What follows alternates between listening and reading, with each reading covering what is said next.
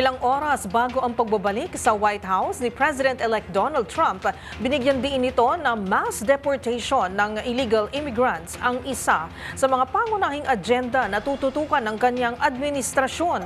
Anya, ito ay bahagi ng kanyang plano upang palakasin ang seguridad at ipatupad ang mahigpit na patakaran sa imigrasyon. Yan at ang iba pang mga napapanahong balita mula sa iba't ibang panig ng mundo sa Global Headlines Report ni James Galange.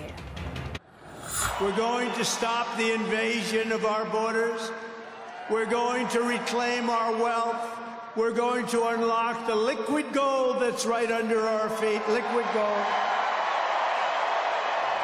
Sa nalalapit na panunumpa ni President-elect Donald Trump bilang bagong Pangulo ng Estados Unidos, isa sa mga pangunahing hakbang na inaasang tututukan niya ay ang pagpapadeport ng undocumented immigrants sa kanilang bansa.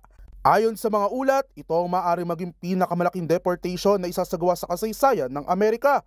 Giit ni Trump, sisimulan umano ng kanyang administrasyon ang pagpapatupad ng executive orders na maghihigpit sa pagpasok ng mga immigrants sa US.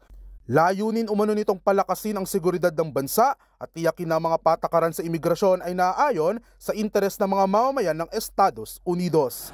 Sa iba pang balita, nagdiwang naman ang mga Gazan citizen matapos formal nang maipatupad ang matagal nang inaasam na ceasefire agreement o tigil putukan sa kanilang lugar matapos ang halos 15 buwang digmaan.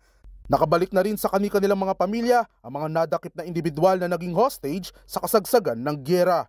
Kasunod nito, ilang residente na din ang bumalik na sa kanilang mga tahanan upang suriin ang mga naging pinsala sa pag-asang may isasalba pa mula sa kanilang mga ari-arian.